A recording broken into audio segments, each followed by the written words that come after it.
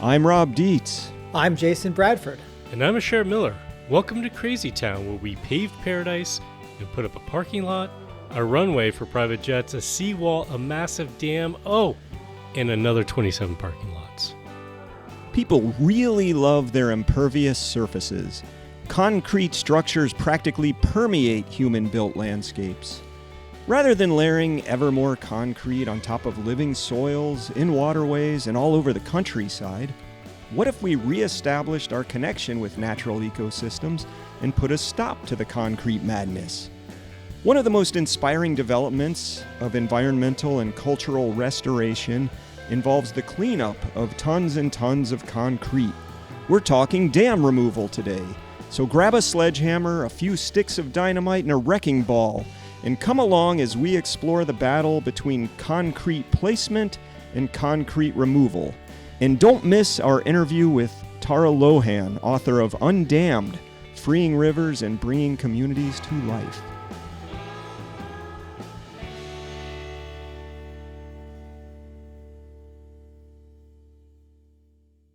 Hey Jason, hey Asher, welcome to another edition of Crazy Town. I'm going to regale you guys with a story. Oh, let's do this. I'll take a nap. Is it nap time? I know, exactly. You and I have the same thought. What we're saying is Rob is boring. I could totally be a sleepy time podcaster. Yeah. Welcome to Crazy Town. Let me tell you a story. Sea level temperatures are up. So I want to tell you guys about reef line. That sounds pretty cool. Reef lying? Reef line. Reef line. Yes, Yeah. Reef Line. Okay. Reef Line is the name of a project that is attempting to restore the coral reef that used to live in the ocean off of Miami Beach, Florida. Oh, sounds great. So this is in the southeastern U.S. Yeah, right up our alley, coral restoration. It's this very ambitious project. Okay. Bunch of artists, architects, and scientists. Yes. Artists. Architects. So what they do, architects. yes, and scientists. It's hotels for the coral. You're starting to scare the shit out of me, Rob. Just wait. So they develop underwater sculpture parks to make the substrate for repopulating the corals. Oh, because they think that will attract the coral back. Yes. I mean, you need see to this have, like piers and stuff. You know, I get this. There's artificial structures often have coral Oh, see, I attached to thought them. it was about appealing to them, like Right. curb appeal for coral. Yeah, it's to get the coral to want to buy a house. Exactly. Okay, so phase one, which I guess got kicked off in October of 2025, of a total 11 phases, what they did is they placed 22 cars sculpted out of concrete into the ocean. Jesus. It's meant to simulate an underwater traffic jam. Nice. Wait, hold on. Just back this up for a second. They're not actually 22 cars. They're concrete blocks in the shape of cars. Yes, they have sculpted cars out of concrete and sunken. So they decided that sinking concrete is a way to, attract coral back. Sure. But they need to put it in the shape of a car for some reason. Yeah, this is modern restoration. So from their own website, in their own words, they say, quote, "This phase of the project will install a life-size traffic jam of 22 concrete car modules for sea life to colonize." Everything about that sentence just doesn't work for my brain. You're not an artist. Yeah. Wait a second. 22 cars. That's a traffic jam. Sea life colonize. Okay. Yes, symbolically reversing the effect our actual cars have on the environment. How? These sculptures will contribute to restoring damaged natural habitats. So they're Because they're concrete doing, cars are natural it's habitats? symbolic restoration, okay? It's not actual restoration, it's symbolic restoration.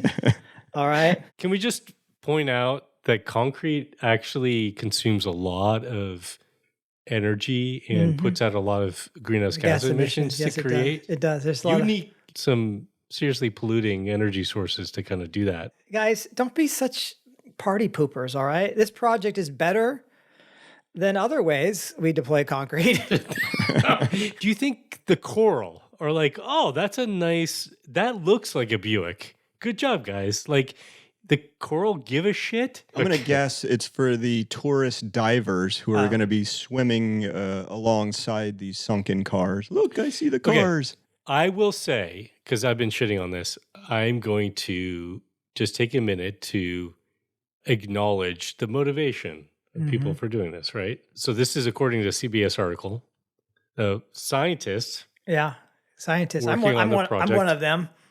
working on the project say he's confident that native Gorgonian corals will thrive because they were grown from survivors of the 2023 bleaching event, right? So I guess the assumption is here, like, look, they can withstand, warmer temperatures Yeah, there's because some they selection survived that going on. bleaching event, right? Yeah. So, because a whole bunch of coral died then. I guess they're going to be better positioned to survive the next heat wave that's even Right. warmer. Right. I don't know, right? Well, I don't think anyone really knows, unfortunately. It just feels like, now I'm going to go back to shitting on it. Didn't take you long, but we know who you are at this point. It's like, I don't know, it's like a form of do-gooder denialism, right? It's like, it's got alliteration to it. I like it. thank you. They got artists involved and scientists involved and architects involved. I don't understand the architects involved in this project. And I'm sure like they obviously care about, the habitat there. But they care about tourism as well, because think about this. They also have a $5 million bond from Okay. the city of Miami Beach. Oh, I wonder why they gave them the bond. And Reef Line is trying to raise another $40 million to go along like 7 miles of coastline along Miami Beach area. Maybe they're trying to reboost like snorkeling Of or course. something. You're going to feel good about this, Asher, because Okay. you've got a colleague here from an article that I found in the New York Times where they interviewed a coral scientist named Terry Hughes. He says that projects like Reefline are part of a, quote, global growth industry, putting something out there on a degraded coral reef that gives tourists something to look at. Oh, Jesus. He said, he says concrete Traffic cars. jam. Well, this is what he said. Concrete cars with coral stuck on them. The ecological relevance or utility is pretty close to zero. He also said, dumping cars into the sea doesn't scream ocean stewardship. Okay. So we're not like the lone crazy people like We're not the decrying lone, this. It is tourism. Like I curmudgeons. said, it's about tourism. Right. And okay. I mean, look, we don't, like you said, Asher, I think these folks are do-gooders. Maybe they're tinged with do-gooder denialism. But I do think we can contrast what they're doing with something that's a little bit more inspiring in how we use or don't use concrete. But before we do that, I think we got to do some history of concrete. First, I want to say what cement is. You take limestone and clay, you mix it up, and there's some process with heat and a lot of energy, and you can get this cement, which will then, when you wet it, solidify, right? It gets really hard. But if you add stone and sand, right? And if you've done this in like a wheelbarrow, that's often what you're doing, or it comes kind of pre-mixed with the stone and the sand, and then you add the water and sort of stir it up. So the concrete is cement mixed with these sort of sand and stone. Yeah, aggregates, they might even Aggregate. call them. There you go. Thank you.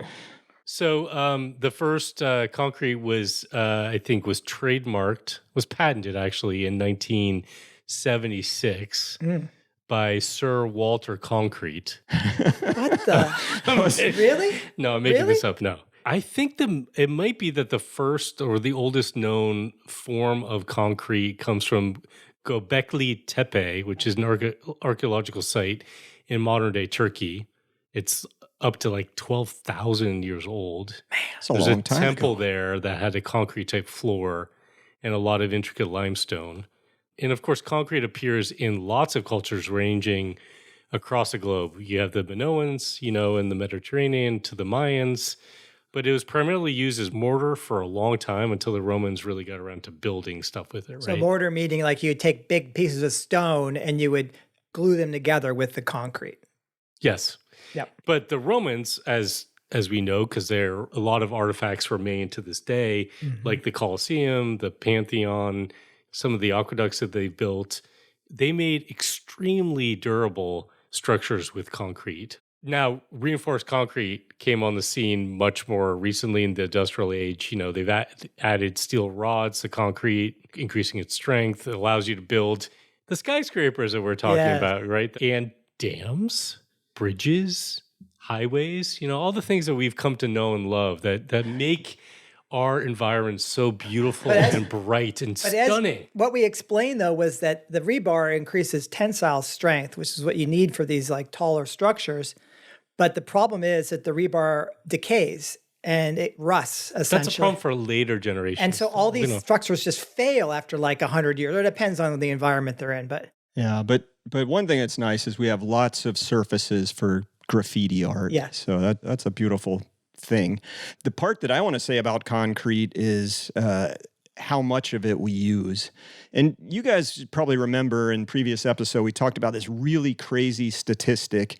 And that's sometime around 2020, the total mass of stuff built by people exceeded the total mass of natural stuff, natural living stuff. So like all the trees, all the grass, all the animals all over the world, like we now built stuff that weighs more than that. We've been rendering a lot of nature extinct and massively reducing those Yes, populations. yes. So, Yes. it's Less nature, more people stuff. Yeah. And it's estimated that concrete makes up 33% or a third of that mass. It's called anthropogenic mass or something like that. I can't remember. But So it took 3.25 million cubic yards of concrete to build Hoover Dam. And that's not even the biggest dam in the U.S. The biggest one is Grand Coulee Dam, where it took 12 million cubic yards. And if you want to convert the amount of concrete that's in that dam to a highway, that highway would run from Seattle, Washington, in the northwest corner of the U.S., to Miami, Florida. Oh, so you can go snorkeling with the concrete. With the cars, yes. Does it upset you to realize your precious photos and shared documents are sitting on a server farm run by an uncaring corporate behemoth? Or how about those AI conversations running on the energy from a coal power plant? Let's face it, a computerized life is now unavoidable, but it doesn't have to be unecological. It can be local and clean. Introducing Local Eco Data Co-op. When you buy shares in Local Eco Data Co-op, we will rehabilitate a small to mid-sized dam and build out a community-oriented data center in your precious watershed. Feel good about taking that birthday party video and sharing it on the cloud. Go ahead and take on an AI lover guilt-free. Local Eco Data Co-op data centers are the first to incorporate dam-embedded displays that face downstream, so migratory fish have something to watch your videos while dying. Be first to invest in your local Eco Data Co-op and have server space saved to sustainably upload your brain to the cloud upon your meat life passing. Local Eco Data Co-op, powering your artificial life with great green big electrons. So we've had some fun making fun of the Reef Line project, as we tend to do. But I want to change the kind of fun we're having maybe to the more inspiring side. And that's, the idea that rather than putting concrete and more concrete into water, how about taking some out? And this is where we get into what I find to be the most inspiring environmental and cultural story that I've seen in recent history. And that's the removal of dams on river systems. And we're really going to get into this, but before talking dam removal, I think we got to talk about the history of dam construction. And you guys might remember, we hit this a little bit way back in episode 48. Episode 48 was the taming of the slough. Humanity's history of trying to control water. And we hit on dams and a lot of other water control structures. But with dams, it's pretty amazing how many we've built over time. Maybe not we personally in this room, but I've only built 3. Yeah. Well, when you look at the whole timeline of construction and average it out, the U.S. has built essentially one large dam per day since the signing of the Declaration of Independence. Shut up, Rob, shut up. No, Rob, shut up. No. This is true. No. You're saying on average. We didn't actually do it every day. It was not a daily occurrence. Don't say anything, because you're gonna get yourself in trouble Jason's if you talk got his anymore. calculator. This is impossible. Jason's got his calculator out. 250 years Yes. times 365. That's 91,000. 365.25. Okay. Let me reverse that. 250 years times 365.25. That's 91,312 dams, Rob. Yes, we have built over 100,000 dams in this country. So a little more than one a day. All right, I'll shut up. The nation went on a dam building frenzy. It's actually a frenzy after the Great Depression, especially in the West where we live. This is the home to the most massive fortress-style dams. That dam building spasm peaked in the 1970s, and it thankfully has been on the decline since. Spasm of dam building. Yeah. That's a nutshell history. We just keep building them. We're talking about this movement now to undam, which I know has been going on. There have been dam removal projects in the past, but it does feel like there's like a new life to this movement. Mm-hmm. Our friend Tara Lohan has written a great book about this called Undammed, Freeing Rivers and Bringing Communities to Life. And in her book, Tara characterizes rivers this way. I just want to quote her. Quote, "Free-flowing rivers are an endangered species." She says, many of us don't remember how a free-flowing river looks and sounds. The effects on freshwater diversity have been devastating. Yeah. They block fish migration upstream. They block sediment movement going downstream. They could turn a living river system into a hot, polluted lake.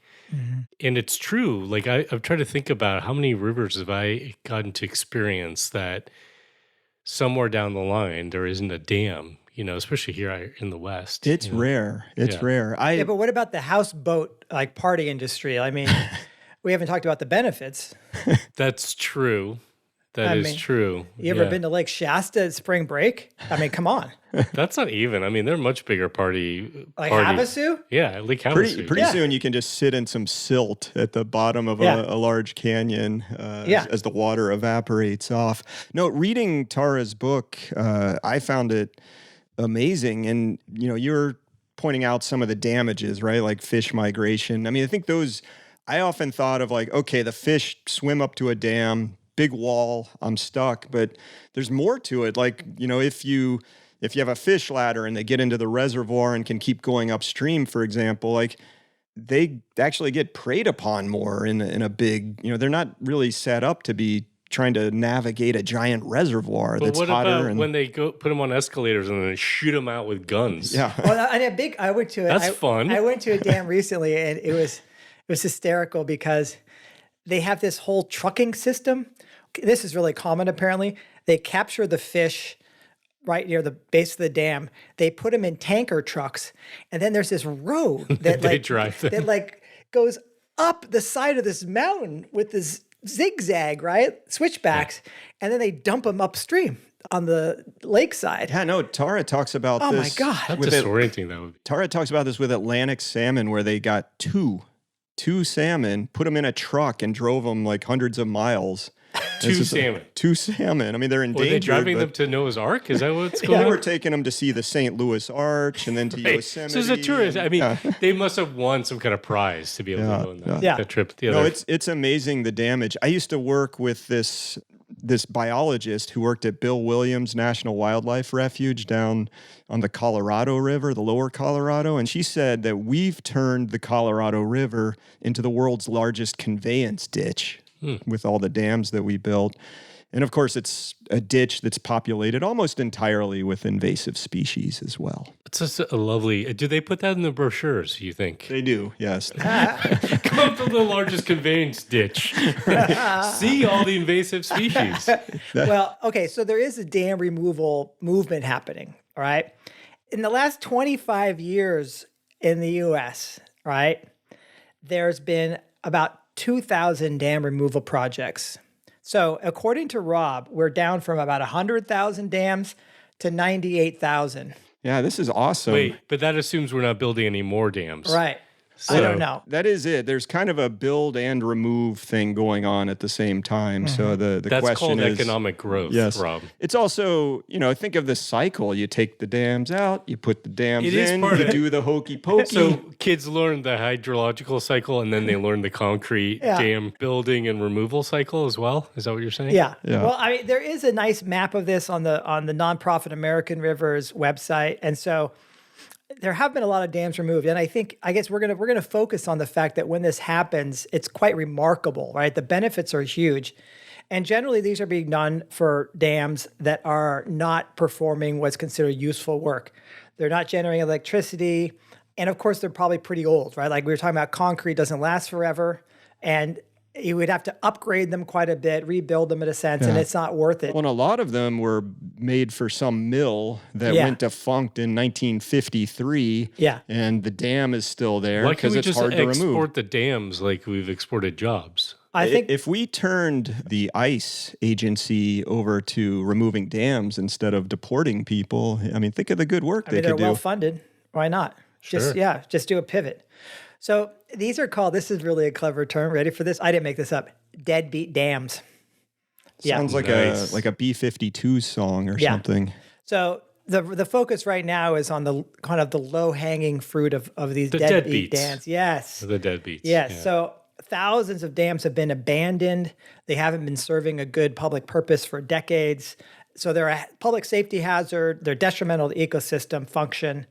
And often they're dangerous too. There's like drownings and stuff that happen. Look, I kicked off this section by saying that I think this is one of the most inspiring things that I've seen in the environmental movement and in really restoration of culture. And I have this little personal experience that I actually want to share with it. And that's one of my favorite places that I go to visit. I've actually taken you there before, Jason. I remember.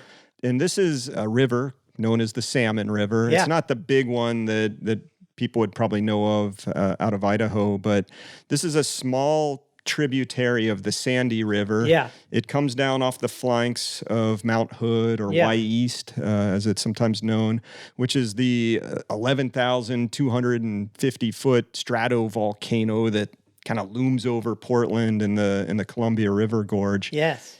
And I love visiting this place in October because you actually can see Chinook salmon coming in. I'm sure there are other times a year too, but this is, I don't know, it's become like a pilgrimage of mine to get out there and just sit quietly by the banks, see these salmon coming home. I don't know, I really do feel a stirring of some sort. Like my heart feels full. I don't know. There's something about their presence that's magical. Yeah. Salmon migration is incredible. Unbelievable. And what I didn't realize until I, found some nice interpretive signs and then went and read the history was that these species were in real short supply because this river system had been dammed. The Sandy had a couple of big dams on it. One was called Marmot Dam, which was a 47-foot high hydropower project. And it was old, like you were talking about earlier, Jason. It needed a whole bunch of upgrades, and the power company was like, well, we don't want to pay for that. So they just took it out. And when they removed the dams, like within 10 years, the average number of spawning Chinook salmon, coho salmon, and steelhead, which is your migratory rainbow trout, they increased by up to 3 times what their population was from when the dam was there. And so, like, I probably wouldn't be having this experience feeling like, oh, look at this healthy watershed. And it's probably not even healthy compared to pre-industrial times. Sure. But to see these fish swimming up and spawning, I wouldn't be seeing this if the dams were still in existence. Yeah. You'd be going to a casino instead. Yeah. Yeah. Let's talk about the big story, I think, in this field in recent years, and that's the Klamath River system and the undamming of that system. I think to begin, just a quick history lesson. In 1864, the tribes of the Klamath River watershed were forced onto a reservation. In 1954, the government terminated the recognition of the tribes and took their land. This is not that long ago, folks. So they had to fight to be recognized. They finally got their recognition back in 1986, but they didn't get their land. And the Klamath used to have these enormous salmon runs. The 6 dams were constructed on the river starting in 1918, and the building continued through the 1960s. And you had chum, sockeye, pink salmon populations that could no longer access habitats in the state of Oregon because Klamath kind of runs across. Yeah. I did read that it was the 3rd largest salmon run on the west coast of the continental United States. I mean, this was a major salmon fishery. Yeah. Amazing. Just incredible. Different species, chum, sockeye, pinks, chinooks. So what happened here is there was an ecological disaster where the kind of battle between the dams and the salmon came to a head in 2001. You had, of course, this mega drought occurring in the western U.S., and there was this battle between farmers and ranchers. The whole irrigation setup had been constructed where they wanted to have water delivered to their farms and ranches, but the Endangered Species Act says, well, you have to take care of the salmon, so you got to have enough salmon in the river downstream of the dams rather than diverting it out to all these fields. And it really did become a political battle. Like thousands and thousands of farmers and ranchers were protesting, we're not getting enough water. And you can kind of understand their plight, right? Like you're just trying to grow crops or make sure that your cattle have feed, and you don't have enough water for that to happen. But we've over allocated these river systems. The tribes were like, well, we need the water for our salmon, and the Fish and Wildlife Service was saying, yeah, endangered species, you have to do that. Well, the irrigators won the battle. I'm shocked. It was huge. I remember this. It was so fraught. Yeah, it was kind of like the spotted owl, Jobs versus the owl. Really big story. But what ended up happening, because they opened these valves and sent the water to the ranches and the farms, you had a huge kill-off. There was an estimate of like 34,000 to 70,000 adult Chinook salmon were killed. And if you listen to the stories, which I'm going to share the name of a podcast here in a little bit, but they interview a lot of people. This was a real pivotal moment when people are like, I can't believe this is happening. The stench, just the carnage. People whose culture is intimately tied with the salmon, who feel like these are our relatives returning home, or just dying off in massive numbers. It was traumatic. So so horrendous. That then spawned this movement among the tribes to really fight to recover the watershed, right?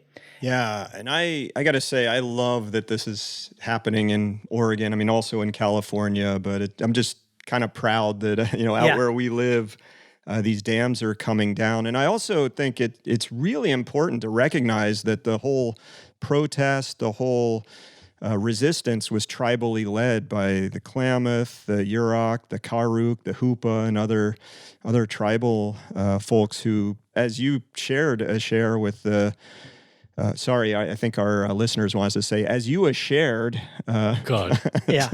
Sorry about that. Check our mailbag if you want more on that story. But no, this was something that, was taken from them. And it's like their culture, they've had to suffer through. And here they are going through years and years and resisting and have finally done it. So upshot is that of the 6 dams that were built on the Klamath, 4 have been removed. And this is the largest dam removal project in history.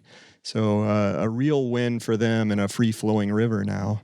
I think we just have to keep in mind it did take many, many, many years of organizing. And I think they were strategic, like you talked about them going to Scotland. It took dogged determination.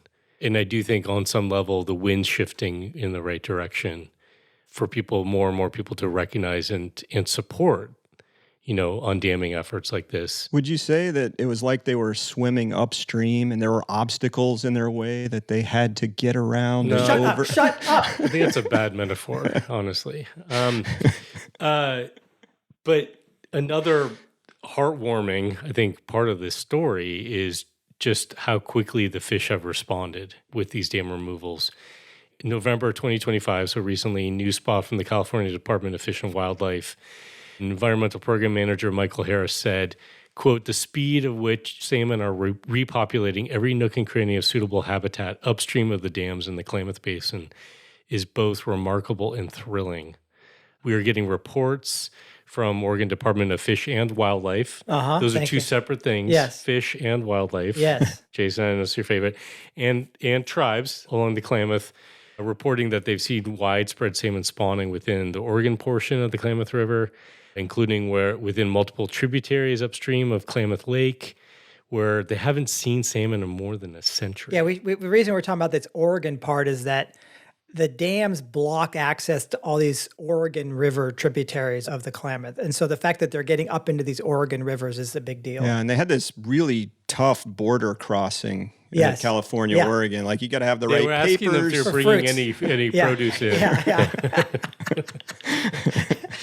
So yeah, there's a really fun way. If you want to learn more, watch this. Don't just listen to us, my God. There's a first descent video that Oregon Public Broadcasting did, kayaking the Klamath River after largest dam removal in U.S. history. So fantastic video. And this is really about what this has meant to the indigenous communities of the area, right? Yes. Yeah, these teens basically spend, I don't know, a couple months or something like that. And they go down 300 miles. They kayak down 300 miles. There's this amazing thing of this new generation, these teenagers, and then the support they're getting from all these elders who have spent so much of their life working towards this. When was the last time someone could do what they did? Right. Yeah, they couldn't kayak before. No, they couldn't. I had a real emotional response to the video. I was like laughing along with the kids. I felt like I was on the journey. And I think the moral of it too is that the river's health really affects, obviously, the health of the fish, but it affects the health of the people. You got a real sense of healing. We tend to have pictures in our minds of what teens are doing with their time, you know, and it's not this, you know, and it's lovely to see teens that are out in nature connected in this way, feeling a deep reverence, not only for the river, but like a responsibility to their elders, their ancestors. Pretty amazing, you know, to see these kids and working their asses off, you know, trying to kayak some scary waters, some hard, you know, days going across the lake. Yeah. Pretty cool. I also want to just shout out the revegetation effort that's accompanied the dam removal. So you can think about, okay, pull out the dams, but you're going to be left with a really degraded lake bed. You're going to be left with lots of mud flats and silt and basically a mess. And the tribal restoration ecologists and all the volunteers and all the workers, they were preparing for this. They were gathering native seeds. And once the dams were out, they started reseeding all these spots. And I mean, that's a huge amount of work. I know Jason's smiling. Like we've done a little bit of this work, like trying to restore small, little bitty waterways or, you know, a little patch. And I mean, that is some real work. And they're talking about big landscapes doing this. And it makes a difference. And you can, you know, same as the way that the salmon came back so fast. Nature obviously knows what it's doing. The vegetation is coming back fast as well. And I said I would mention this podcast that I've been listening to.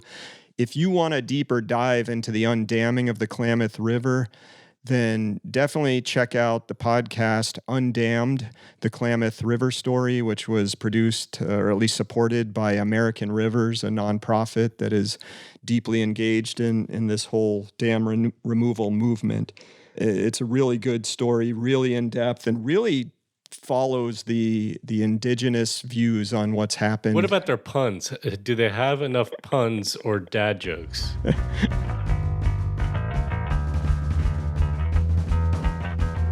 Here in Crazy Town, we love hearing from listeners and sharing with everybody some of the ideas that come about. So I have been in an email exchange with Justin, who lives in Spain and works for the Car-Free Cities Alliance. And he told me about an activist group in Prague called Undammed that's been trying to actually convert the Magistrala highway, which cuts right through downtown, into something better, maybe parkland or something like that. And he's just talked about all these different groups like the Transportation Action Network that oppose road building. And anyway, I just found it inspiring that here we are in an episode talking about concrete. There are groups out there, and we hear from our listeners about these groups that are trying to take a stand, do some resistance, and do something different. Another one that he talked about was in India, in Charkop village, citizens staged this protest at the end of 2025 against the proposed Versova-Bayandar coastal road construction project, which was supposed to impact 45,000 to 60,000 mangroves. Oh, jeez. I'd say we could use the mangroves rather than another concrete expanse. Yes. So anyway, thanks, I'm on Justin. the fence. I'm just kidding. Yeah. So thanks, Justin, for getting in touch and for letting us know about some good stuff going on out there.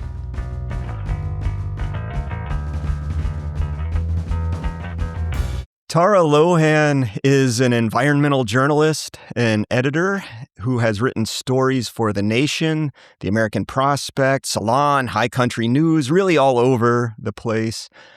In writing about nature and environmental issues, Tara has become especially interested in water. Her recently published book is Undammed, Freeing Rivers and Bringing Communities to Life. Tara, welcome to Crazy Town. Thank you so much for having me.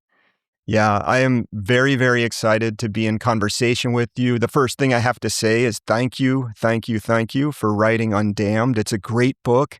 You blend incredible facts and history into, I think, vivid and touching storytelling. And Jason, Asher, and I, of course, discussed some of the material in it, but I'm looking forward to hearing the real deal from you. Thank you. I'm excited. I am a Crazy Town listener myself, so I'm happy to be joining you. We found one of the 3 listeners. Excellent. Well, let me just start with this. Can you describe what it's like to witness firsthand the process of dam removal?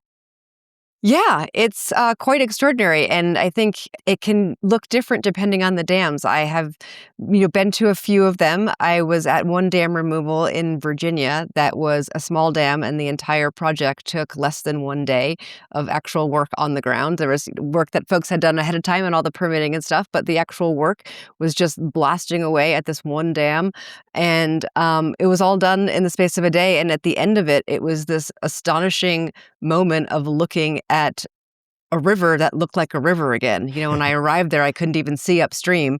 But when I left, it was even hard to tell a dam had even been there. And it was, a day's work. And it really has, I think, a profound impact on that community of aquatic life and the folks that live there. But I've also had the pleasure of getting to see some larger dam removals, like on the Klamath River in California and Southern Oregon. And those were 4 large dams that were removed. And that project took over a year to do, and I got to see a number of milestone events that happened there and just come back myself and watch from ridgetops at the progress that was happening. And it was one of the most moving experiences I think I've ever had in my life.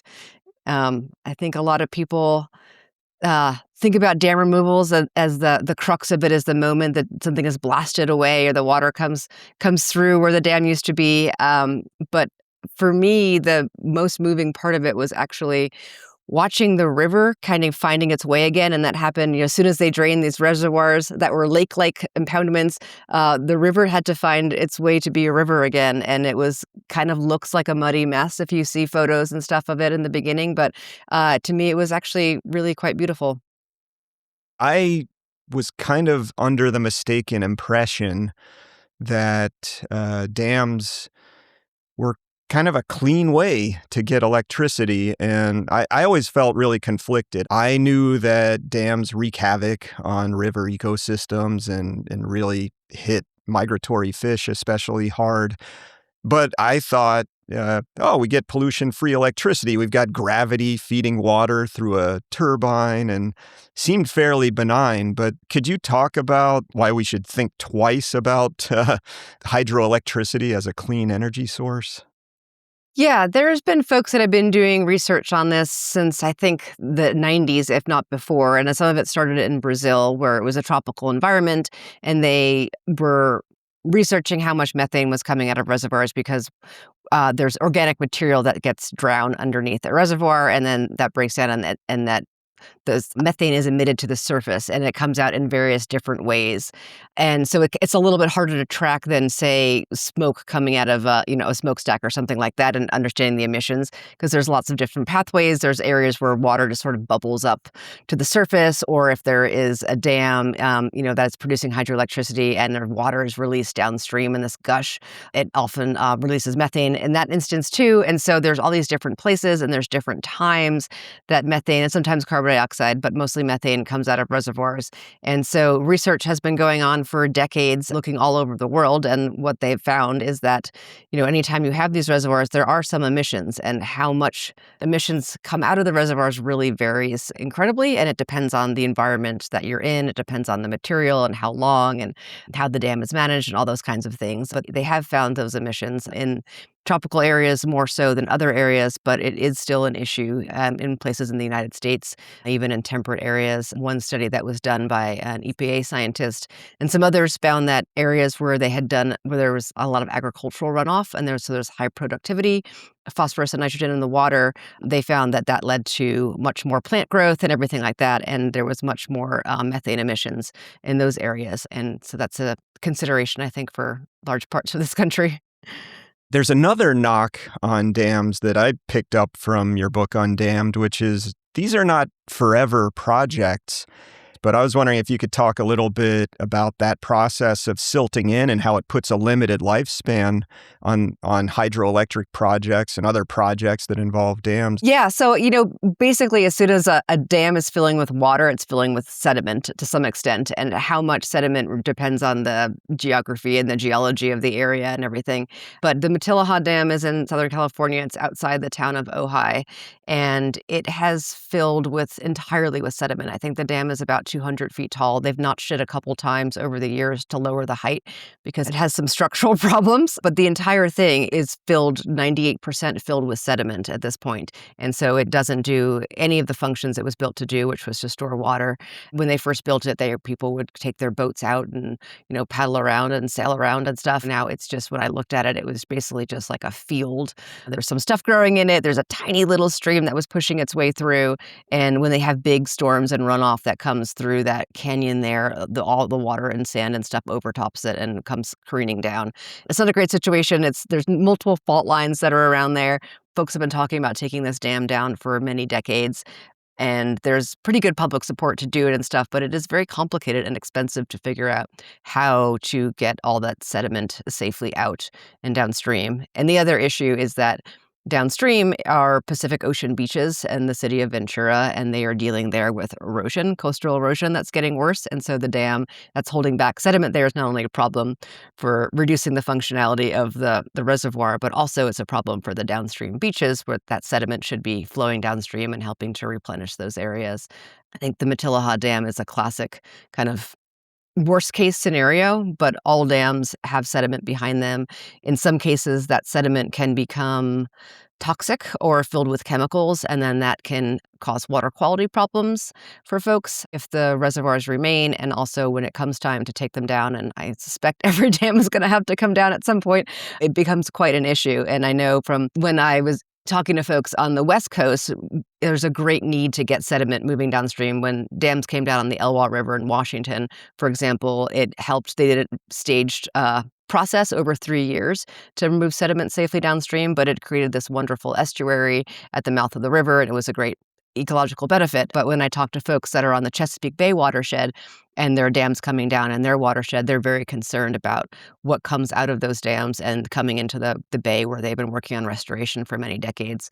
So some dam removals require sediment to then have to be removed and hauled out and taken away, and that is quite expensive process. And if you have toxic sediment in there, if there had been industry around the area, it complicates the process even more and makes it more expensive too.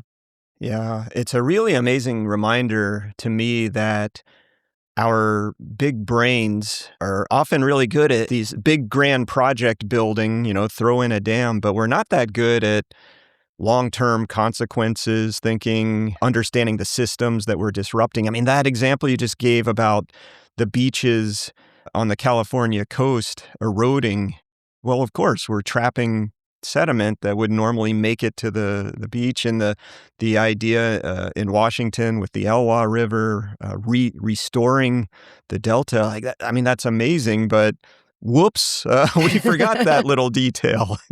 Yeah, absolutely. We're so smart, we're dumb. Yeah.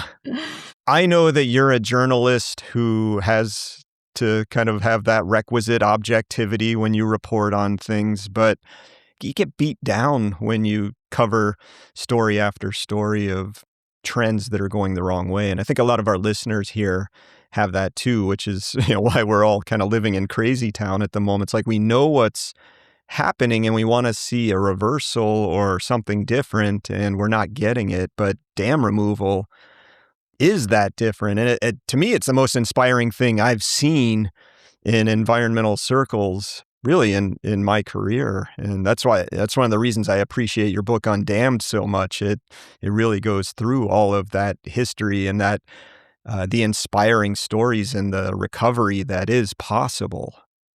And Yeah, just yeah. love I that. think for me, at a personal level, it was a real saving grace. It's helped me kind of reinvigorate my desire to be out telling these stories, but also it was such a learning experience, and to just meet the people that have been involved in this work and just look at the overall impact. In the last 25 years, they've taken down 2,000 dams across the U.S. It's been quite extraordinary.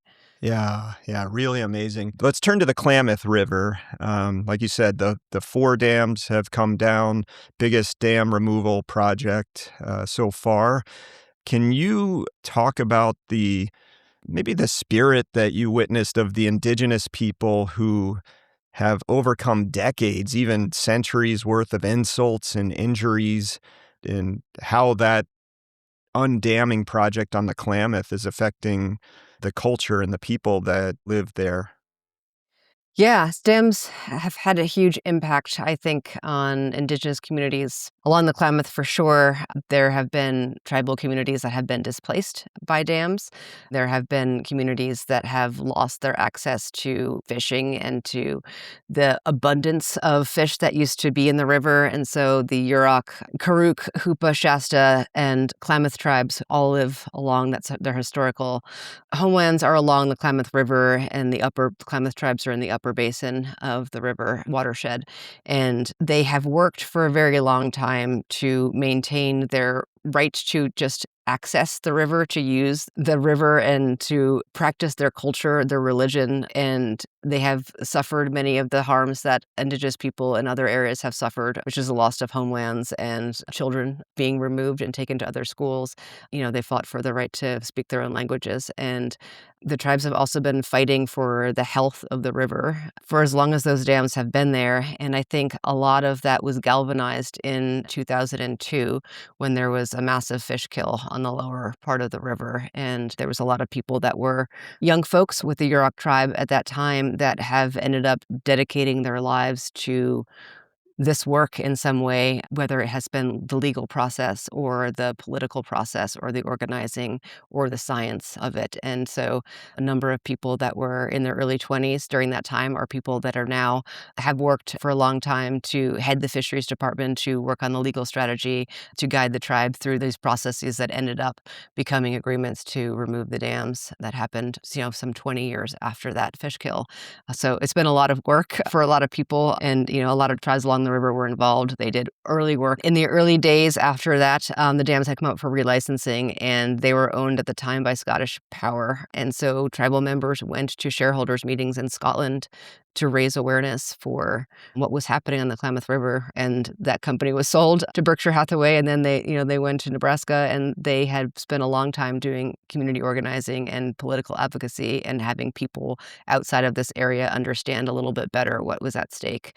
They also did, all this baseline science research, water quality, fisheries, all this stuff that was been going on for years was incredibly helpful for monitoring, for understanding what was going to happen when the dams were removed, and now for the work that's being done for restoration too. The tribes are, intimately involved in that work and are leading in that work, and it's incredibly important.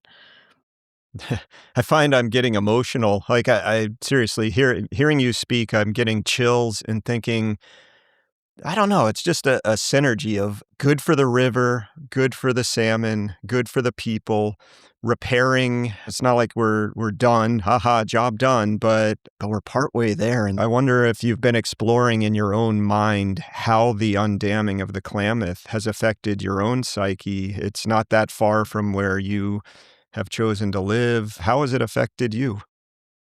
It's been a lot. I was there when they kind of breached the last bit of dam, and all these folks were there from tribes and from organizations that have worked for decades to be there for that moment. And it was such an incredibly moving thing to witness and to be a part of. And then I got to raft down the river with some scientists a few months later when there was no dams on the river, and just to pass through that spot again where there had just been this dam and to just see just a bit of a scar in the rock on the side of the river and not much else. It was really extraordinary.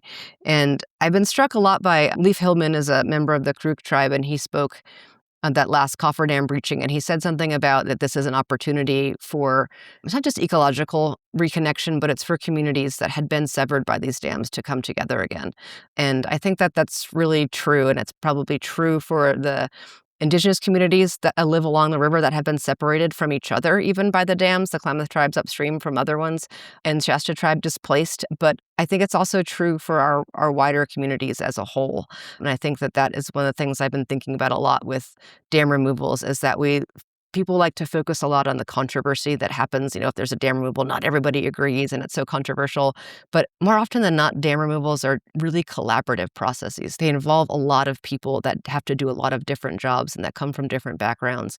And in order to have projects be successful, they require collaboration. And the projects that I have seen have been wildly successful. And the groups of people that have come together to make them possible have been pretty amazing. And then I've also heard stories of people that have changed their minds, that were against a project and then saw what happened afterwards and thought, oh, this is actually quite extraordinary. This was the best thing to do.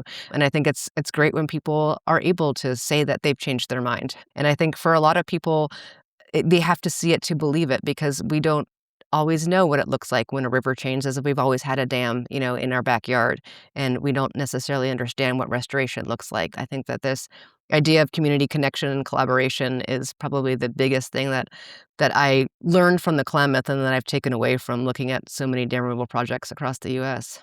Yeah, thanks for sharing that. I really appreciate that. I'm interested. What more could I do? Like, how could I be involved in dam removal or something else around river restoration? So for anyone listening, and for me personally, what do you recommend if folks want to get involved in restoring river ecosystems? Yeah, gosh, there's a lot to do. I mean, it depends on where you're coming from. I would start for most people by looking at some of the online tools. American Rivers has a database of dams. There's also an inventory of dams. The South Aquatic Resources Partnership has a very large inventory of dams. But you can start by looking at also American Whitewater. Start by looking at an inventory of dams around where you live. There are watershed groups, usually local watershed groups. There are some organizations. American Rivers does a lot of stuff nationally. There's aquatic connectivity teams that get together in different states. And so they work on trying to talk about dams and culverts and other ways that fish passage might be blocked. And there's a lot of states, I think maybe about 30 states or so now that have those. So that's like kind of a local initiative that could be happening in folks' areas. And I think, reconnecting with whatever watershed groups are locally doing work. It's kind of where I started here in Bend. Yeah. Thanks for that. I'm definitely going to check that out and see what other things that I don't know about where I live. Yeah.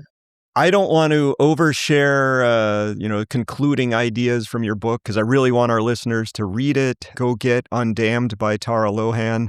But you do kind of have that message that nature can come back if we allow that to happen, and especially if we help that to happen. And I just want to say again, thanks for being an inspiration. And please, dear listeners, go out, get a copy of Undammed, and think about how you can help your local river systems. Thanks, Tara.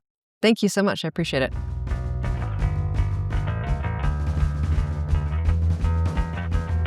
Okay, guys, so let's talk about what our listeners can do to get involved.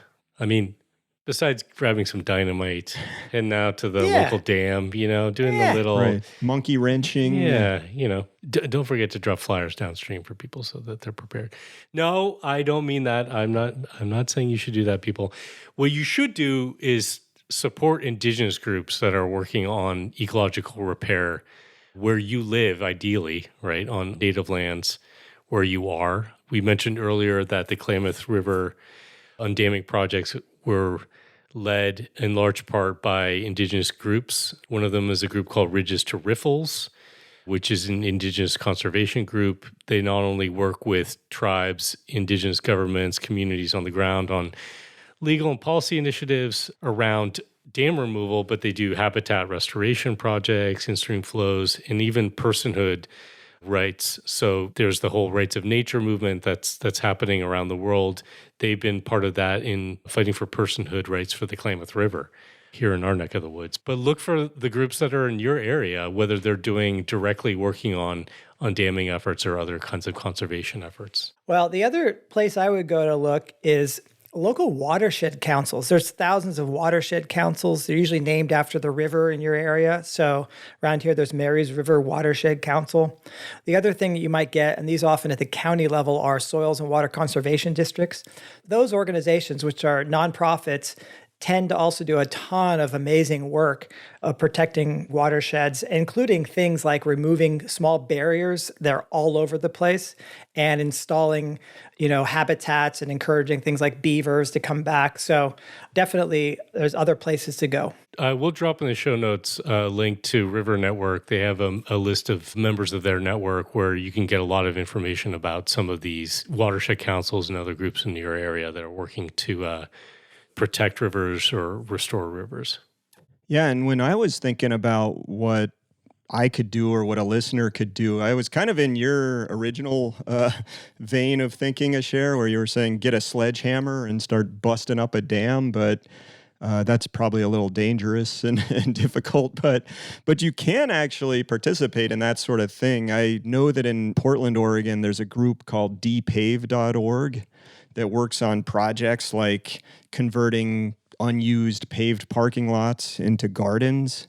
So I think you probably can find this, or if you can't find it, you could do it. You could be working on that kind of project with your friends. But have you guys ever busted up concrete? Yes. I mean, I remember I had a relative who their backyard, the previous owner had literally paved it. They were like, I'm never going to grow anything or mow the grass again. I'm just going to pave it. Yeah. And we were out there, seriously, sledgehammers and just breaking this stuff up. Yeah. That is some hard work. So I would just say that, anybody who's done that has felt that and knows that. So your better bet is to try to prevent more paving rather than to restore natural ground cover after the fact. I thought you were going to suggest to actually go pave some spots and then depave them. Right. It's like a nice exercise. Sisyphus, yeah. Exercise No, I was just routine. thinking along the lines of our listener spotlight, Justin, and Car Free Cities Alliance. Like, you could get involved in groups that are trying to resist and prevent the next runway or the next dam or the next whatever. Or the next art installation off Miami Beach. Right. That's our show. Thanks for listening. If you like what you heard and you want others to consider these issues, then please share Crazy Town with your friends. Hit that share button in your podcast app or just tell them face to face. Maybe you can start some much needed conversations and do some things together to get us out of Crazy Town. Thanks again for listening and sharing.